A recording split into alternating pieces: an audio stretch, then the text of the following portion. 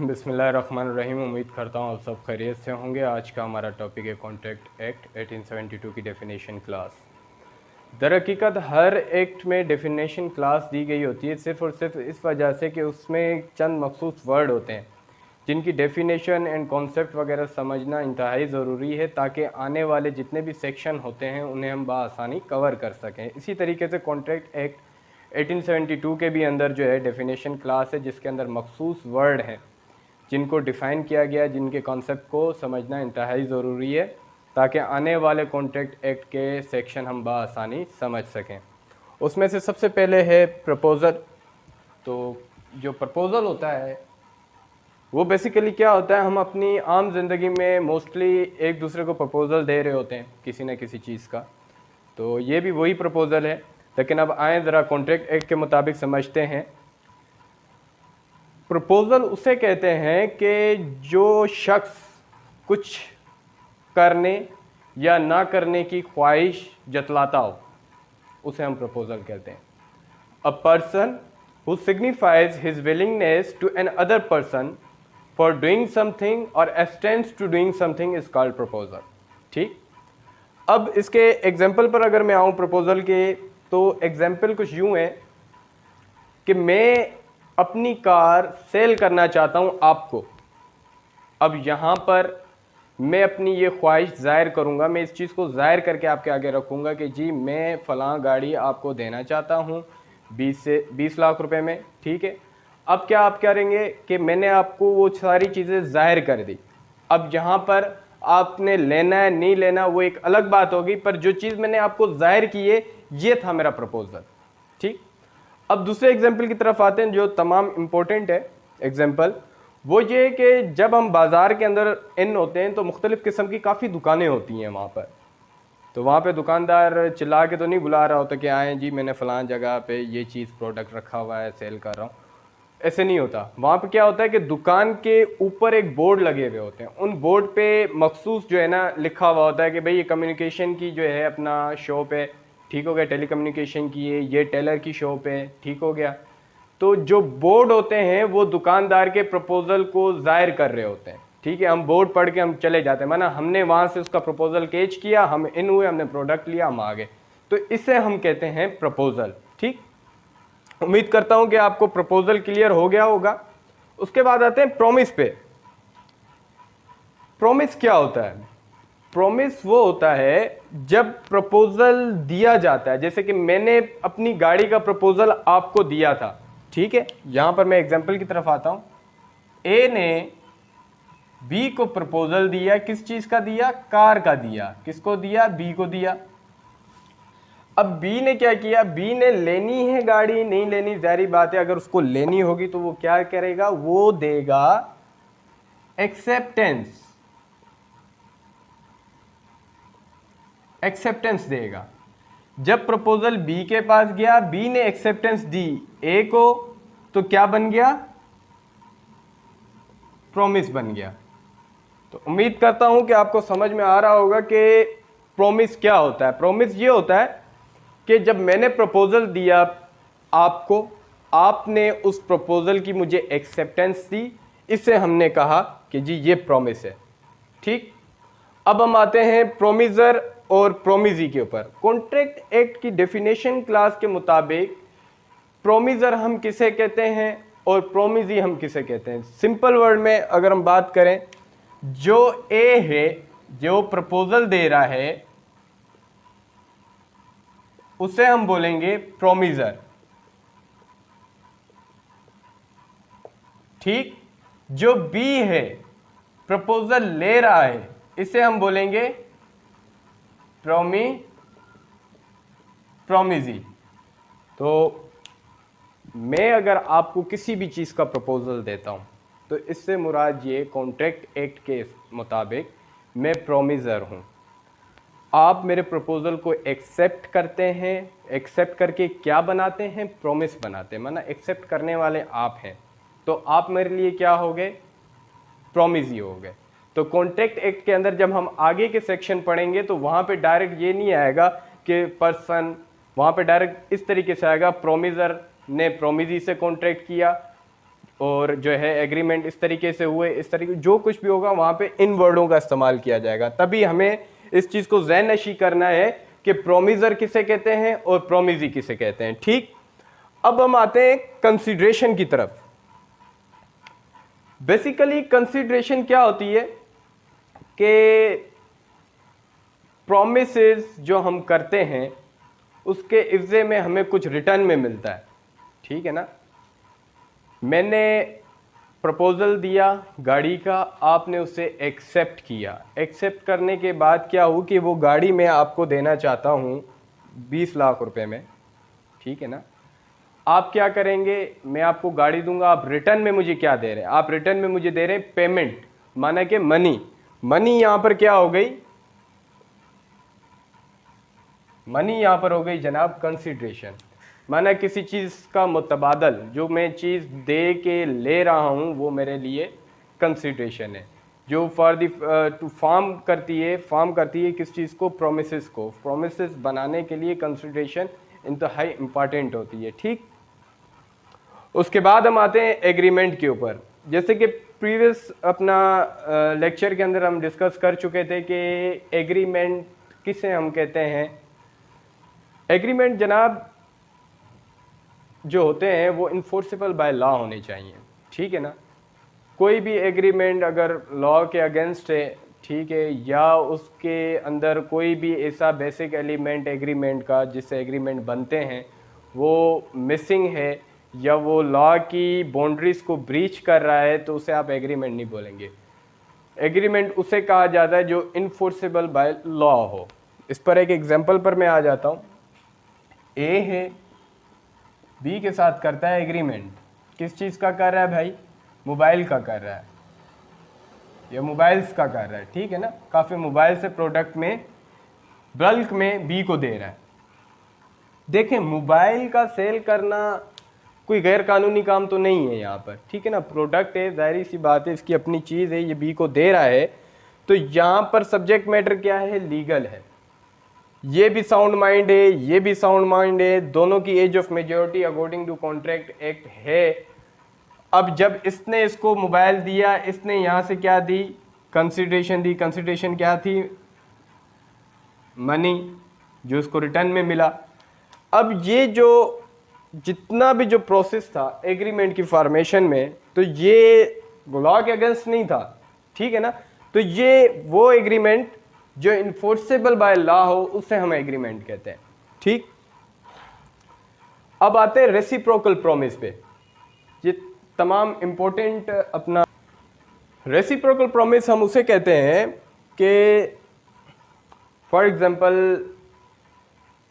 मैं हूं, प्रॉमिस करता हूं, प्रपोजल आपको मैंने दिया, आपने वो प्रपोजल एक्सेप्ट किया, प्रॉमिस बन गया। ए ने बी के साथ प्रॉमिस किया, बी ने भी उसके साथ प्रॉमिस कर दिया। अब यहां पे कितने प्रॉमिस हो गए? 2 हो गए। 1 2, माना एक पार्टी दूसरी पार्टी के साथ प्रॉमिस करे और दूसरी भी उसी वक्त उस पार्टी के साथ प्रॉमिस कर ले। ये होते हैं रेसिप्रोकल प्रॉमिस। ठीक, अब इसके एग्जाम्पल की तरफ मैं अगर आऊं तो रेसिप्रोकल प्रॉमिस इस तरीके से कि मेरे पास एक हाउस है, एक जगह है हाउस, ठीक है, जो मैं बेचना चाहता हूं 80 लाख रुपए में बी को। ठीक हो गया, बी को मैं अपना हाउस सेल कर रहा हूं। बी मुझे कहता है कि जी मेरे पास है 40 लाख रुपए, मैं 40 लाख रुपए आपको देता हूं, पर उसके साथ ही साथ मेरी 40 लाख की एक दूसरी चीज़ है वो मैं आपको दे देता हूं। फॉर एग्जांपल के मेरे पास एक फ्लैट है या दूसरा एक हाउस है, वो मैं आपको दे देता हूं। तो यहां पे क्या हुआ? रेसिप्रोकल प्रॉमिस हो गया। ये भाई जो है अपना बी को अपना हाउस तो दे रहा है, लेकिन क्या बी ने अपनी जो ऑफर रखी थी, जो प्रपोजल बी ने दिया था वो 80 लाख का दिया था, लेकिन बी ने बोला कि जी मेरे पास 40 लाख है, मैं 40 लाख आपको दे रहा हूँ, इससे मैं 40 लाख की एक दूसरी। माना दोनों साइड से कंसिडरेशन हो रही है, ठीक, इसे हम कहते हैं रेसिप्रोकल प्रॉमिस। दूसरे एग्जाम्पल की तरफ आते हैं। जब हम अलीबाबा या अमेज़ोन वगैरह पे कोई भी प्रोडक्ट्स मंगवाते हैं, कोई भी गुड्स मंगवाते हैं, तो उसमें क्या होता है कि गुड्स जब आ जाते हैं हमारे पास, तो वो क्या करता है, जो गुड्स देने वाला होता है ना, वो एक हाथ से आपको गुड्स देगा, दूसरे हाथ से आपसे पेमेंट लेगा। माना कि ये आप दोनों ने एट अ टाइम, एक हाथ से दो, एक हाथ से लो, ये आपने परफॉर्म किया, इसी को ही हम रेसिप्रोकल प्रॉमिस कहते हैं। लेकिन अगर एग्रीमेंट के अंदर ऑर्डर अगर इज फिक्स्ड, ऑर्डर अगर फिक्स है रेसिप्रोकल प्रॉमिस के अंदर के पहले परफॉर्म किसने करना है। जिस तरीके से कभी कभी ऐसे होता है कि हम जो है ना एडवांस पेमेंट कर लेते हैं, ठीक है ना, पेमेंट हमने कर दी ऑनलाइन, उसके बाद प्रोडक्ट हमारे पास आता है, हमने खाली रिसीव करना होता है। तो अगर एग्रीमेंट के अंदर कोई ऐसा ऑर्डर आप लोगों ने पहले ही से फिक्स करके रखा है कि भाई पहले जो है ए ने परफॉर्म करना है, ठीक है, पेमेंट देनी है, फिर बी उसको प्रोडक्ट देगा, तो ये भी हो सकता है। लेकिन अगर ऑर्डर फिक्स नहीं है तो फिर क्या होगा, फिर एक इम्प्लाइडली अंडरस्टूड बात भी हो सकती है, जो बिहेवियर है। फॉर एग्जांपल मैं जाता हूँ एक रेस्की की दुकान पे, वहाँ पे मैं मुख्तलिफ़ किस्म के प्रोडक्ट्स निकलवाता हूँ जो होते हैं, ठीक है। अब उसमें क्या होगा कि दुकानदार क्या करेगा, मेरे से पेमेंट लेने से पहले वो सारे प्रोडक्ट्स निकाल के मेरे हवाले करेगा, उसके बाद मैं उसे पेमेंट दूंगा, ठीक है। और कहीं दुकान पर हम जाते हैं तो क्या करते हैं, पेमेंट पहले देते हैं, रिसिप्ट लेते हैं, उसके बाद हम जाके जो है ना खाने पीने की कुछ चीज़ें लेते हैं। तो इसी तरीके के ये जितने भी दो पार्टीज़ के बीच में एट अ टाइम हम जब प्रॉमिस दोनों साइड से परफॉर्म होते हैं, कंसिडरेशन दोनों साइड से परफॉर्म होती है, उन्हें ही हम रेसिप्रोकल प्रॉमिस कहते हैं। अब हम आते हैं वॉइडेबल एग्रीमेंट के ऊपर, वॉइड एग्रीमेंट पे, ठीक है। वॉइड एग्रीमेंट वो होते हैं जनाब जो कि कानून के खिलाफ हो। सिंपली अगर मैं किसी डेंजरस चीज़ का मुआहदा कर रहा हूँ या उस पर एग्रीमेंट कर रहा हूँ, जिस तरीके से ड्रग्स हो गए, ठीक है, अब ये कानून के मुताबिक एप्लीकेबल तो नहीं है ना, इन्फोर्सेबल एट लॉ तो नहीं है, उस पर तो मैं एग्रीमेंट बना नहीं सकता, तो ये वॉइड एग्रीमेंट है, ये इन्फोर्स नहीं हो सकते आपके कोर्ट के अंदर। अगर आप इस किस्म का कोई एग्रीमेंट कर लेते हैं और आप समझते हैं कि ये एग्रीमेंट हो गया, बंदे ने आपको धोखा दे दिया, कुछ भी कर दिया, या आपको कोई नुकसान हो जाता है, तो आप वो चीज़ें लेके कोर्ट में जाएंगे तो कोर्ट आपको बोले कि भाई एग्रीमेंट ही वॉइड है, ये तो गलत एग्रीमेंट हुआ है, इसको तो एग्रीमेंट है ही नहीं है, आप इसको इन्फोर्स नहीं करवा सकते, ठीक है। तो वो एग्रीमेंट वॉइड होते हैं जो कानून के मुताबिक क्या हो, लीगल ना हो। तीसरा कॉन्ट्रैक्ट, प्रीवियस वीडियो पर भी हमने डिस्कशन किया था कॉन्ट्रैक्ट क्या है, जनरल इन्फॉर्मेशन दी थी, और अब वापस कॉन्ट्रैक्ट आ गया तो इस पर थोड़ा सा टच करते हैं हम।